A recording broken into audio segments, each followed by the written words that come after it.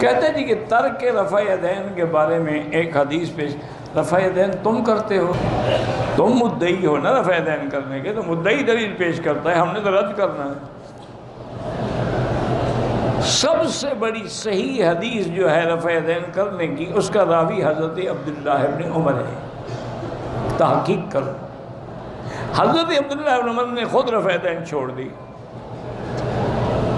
اس لیے محدثین نے یہی لکھا ہے کہ جب راوی حدیث خود عمل چھوڑ دے تو اس کا معنی ہے کہ وہ عمل ختم ہو چکا ہے۔ اور دوسری حدیث یہ ہے کہ عبداللہ بن مسعود رضی اللہ عنہ دعوے سے کہا کہ انا اصلی بکم صلاۃ رسول اللہ، میں حضور کی نماز میں پڑھ کے دکھاؤں، پڑھ کے دکھائی، رفع یدین نہیں کیا۔ اور عبداللہ بن مسعود پتہ ہے کون آدمی ہے؟ اتنا شان والا بندہ ہے کہ حضور نے فرمایا جو عبداللہ بن مسعود کہہ دینا میں بھی راضی، میرا رب بھی راضی۔ چلو اللہ ہمیں ہمارا حشر عبداللہ بن مسعود کے ساتھ کر دیں قیامت میں، بس یہی دعا کر لو۔ باقی جو کرتے ہیں ہم تو اعتراض نہیں کرتے، یہ تو تم لوگوں کو تکلیف ہے، ہم تو نہیں کرتے ہیں۔ 10 جگہ تم کرتے ہو، 18 جگہ نہیں کرتے، یہ ایک حدیث تم بھی دکھا دو کہ 10 جگہ کرو، 18 جگہ نہ کرو۔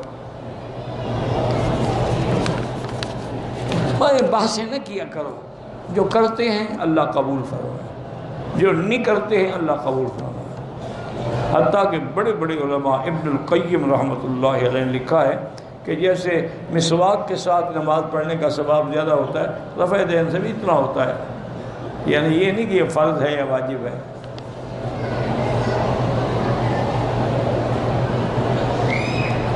آدمیوں کے گروپ کے ساتھ ملتان سے جدہ آئے، گروپ لیڈر کو جدہ ایئرپورٹ پر انتظامیہ نے رپورٹ کر دیا، دوسرے دن اس کو یلغمال بنائے رکھا، حتیٰ کہ اس کو کھانے تک نہ دیا۔ اب مسئلہ یہ ہے کہ لیڈر احرام کے حال میں نہیں آیا تھا، اس کو کپڑے بدلی کرا کے زبردستی حل کروائے بغیر واپس ملتان۔ جب وہ آیا ہی نہیں تھا احرام کے ساتھ تو اس کو احرام کا کیا کرنا تھا انہوں نے۔ باقی یہ ہے کہ وہ احرام باندھ کے آتا تو شاید یہ امتحان بھی نہ آتا، کوئی وجہ ہوگی، ایسے نہیں پکڑتے لوگ، ایسے یہ نہیں ظلم کرتے کہ کسی کو پکڑ لیں، کوئی نہ کوئی اس کے سامان میں کوئی بلا ہوگی۔ کاروبار میں برکت کے لیے استغفار پڑھیں، ڈپٹی حاصل کرنے کے لیے وہی استغفار پڑھیں۔ میری بہن کی اولاد نہیں ہوتی ہے، سورۃ یوسف پڑھ کے دعا کیا کریں۔ زنا سے بچنے کے لیے کوئی ورد بتائیں، زیادہ سے زیادہ لا حول ولا قوت الا باللہ العلی العظیم۔ اور دوسرا، ان مواقع پر ان گلیوں میں بھی نہ جاؤ جہاں خطرہ ہو۔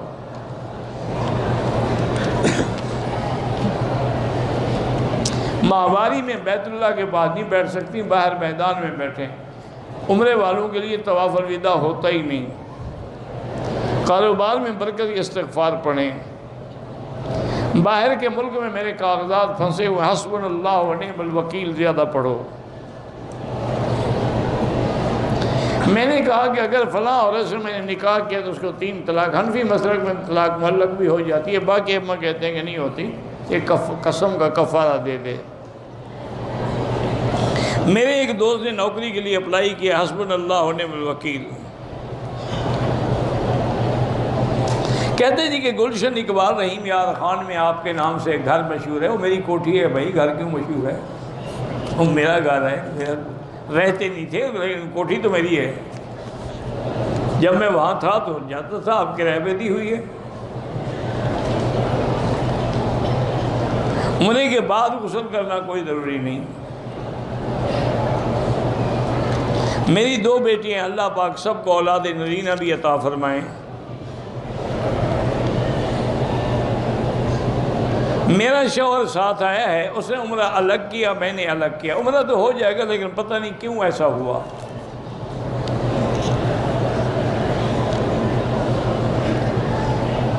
منگل کے دن رات میں حیض آیا، ہفتے کی صبح غسل کر لیا تو بدھ خمیس جمعہ 3 دن تو حیض میں، یعنی جتنے دن آپ کے تھے وہ جب تک پورے نہ گزرے آپ نے زیادتی کی ہے، توبہ کریں اور دم بھی ادا کریں۔ آپ کی عادت ہے 7 دن، تو 7 دن انتظار کرو۔ سجدہ تلاوت پڑھتے ہوئے سجدے میں چلے جاؤ جیسے باقی نماز کا سجدہ کرتے ہو، اللہ اکبر بس۔ میری بچی 9 مہینے کی فوت ہو گئی، عقیقہ نہیں کیا، کوئی بات نہیں، اب تو کرنے کی ضرورت ہی نہیں ہے۔ حالت حیض میں عورت مسجد میں نہیں آ سکتی، باہر میدان میں بیٹھ سکتی ہے۔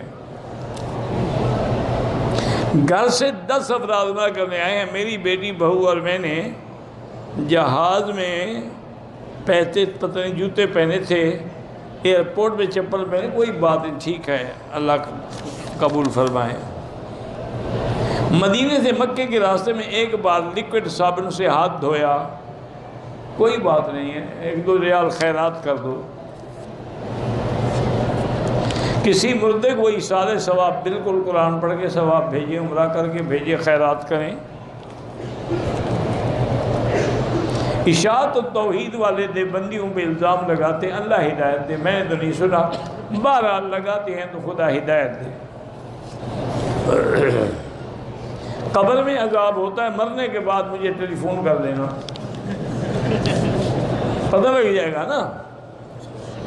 اب تو مولویوں کو تم نہیں مانو گے نا، جب مرو گے ٹیلی فون ساتھ رکھ لینا، پتہ لگ جائے گا کہ عذاب ہوتا ہے کہ نہیں ہوتا ہے۔ جب اللہ کا قرآن کہتا ہے کہ النار یعرضون علیہا غدوا وعشیا ویوم تقوم الساعۃ وادخلوا آل فرعون اشد العذاب، میرا مدنی پاک سرکار دو جہاں اصدق الصادقین، سب سے سچے، وہ فرماتے انہما یعذبان، ان 2 قبر والوں پر عذاب ہو رہا ہے۔ کیسے عذاب نہیں ہوتا؟ بریلویوں کی ذبح کی ہوئی چیز اگر وہ مشرک ہے تو ذبح حرام ہے، ورنہ صرف قبروں پہ سجدے کرتے ہیں، چڑھاوے چڑھاتے ہیں، عرس کرتے ہیں، اس سے تو حرام نہیں ہوتا، شرک سے حرام ہوتا ہے، وہ تو بدعات ہیں۔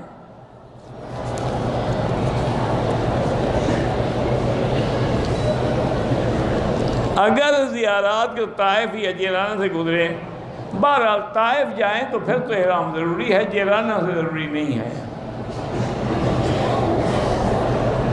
میں نے آج عمرہ کیا ہے، سر پہ اس طرح پھروایا ہے، اگر اور کرنا چاہوں، بال نہ بھی ہوں تو اس طرح پھرواؤ۔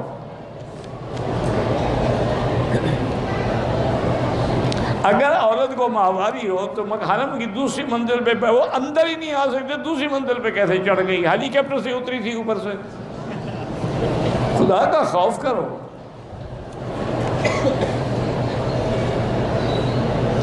ماں باپ کے نافرمان تھا، وہ فوت ہو گئے، اب ان کے لیے خیرات کرو، عمرہ کرو، طواف کرو، دعائیں کرو، تاکہ اللہ ان کو راضی کر دے۔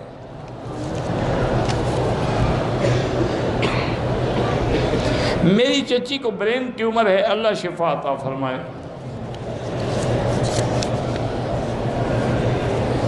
میرا 5 ماہ کا بیٹا امریکہ میں پیدائش کے بعد سے ہی ICU میں ہے، اللہ اس کو شفا عطا فرمائے۔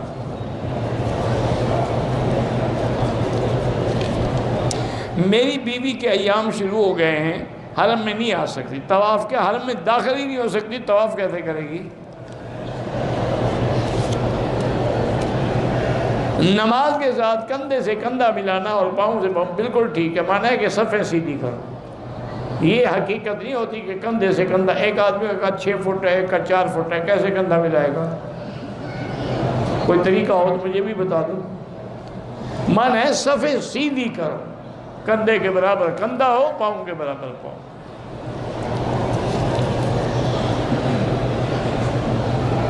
اگر احرام کی حالت میں عورت کے چہرے پہ کپڑا لگ گیا، کچھ بھی نہیں ہوتا۔ لوگ حجر اسود کو بوسہ دینے کے لیے لڑتے ہیں، اللہ ہدایت دے، اور کیا کر، دعا ہی کر سکتے ہیں۔ رمضان کے روزے جو چھوٹ جائیں، کفارہ یہ ہے کہ روزے قضا کرو، وہ پیسوں سے نہیں ادا ہوتے۔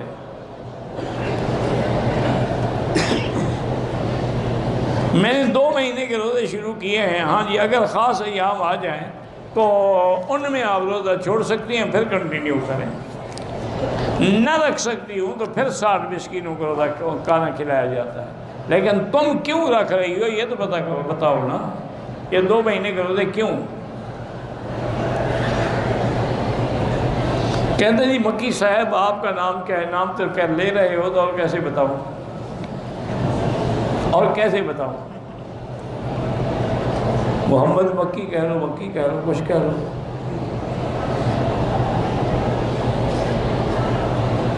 حضور پاک نے جو لوگ بلڈنگیں بناتے ہیں مستری، ان کو بد دعا دی کبھی نہیں۔ ویسے حضور کو بلڈنگیں بنانا پسند نہیں تھا، یہ نہیں کہ کسی مستری کو بد دعا دی ہو۔ آخر حضور کی مسجد کس نے بنائی تھی؟ اللہ کے بندے، مستری کا اس میں کیا گناہ ہے؟ وہ تو حضور کو پسند نہیں تھا کہ خام خواہ آدمی بلا وجہ محل بنائے اور اونچے اونچے گھر بنائے۔ وہ تو اس زمانے میں عاشق تھے نا۔ ایک مقام سے گزرے، حضور نے گھر دیکھا، پوچھا کس کا ہے؟ انہوں نے کہا جی فلاں صحابی کا، آپ کو اچھا نہیں لگا؟ حالانکہ کچھ نہیں کیا، صرف دیکھ کے اچھا نہیں لگا آپ کو۔ جب واپس آئے کسی نے اس کو کہا کہ آج حضور تیرے گھر کے سامنے گزرے تھے لیکن ان کو ناگوار گزرا، اس نے فوراً توڑ دیا۔ انہوں نے کہا جو حضور کو ناگوار گزرے ایسا گھر رکھ کے میں کیا کروں؟ تم تو سگریٹ ہی نہیں چھوڑ سکتے ہو، گھر کیا توڑو گے؟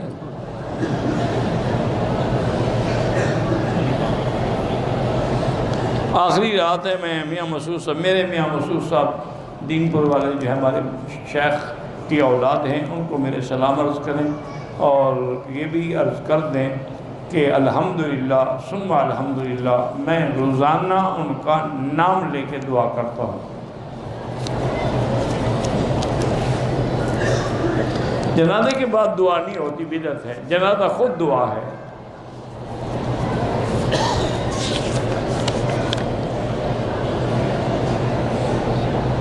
سورۃ ملک اور سورۃ سجدہ مغرب کی بات پڑھنی چاہیے، جب چاہے پڑھو، دن میں پڑھو، رات میں پڑھو۔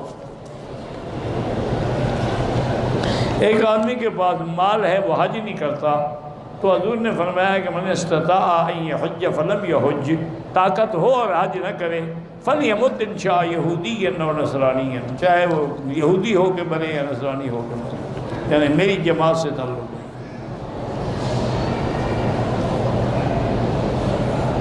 اگر کوئی تہجد میں نہ اٹھتا ہو تو عشاء کے بعد پڑھ لے، نفل بھی پڑھ لے، وتر بھی پڑھ لے۔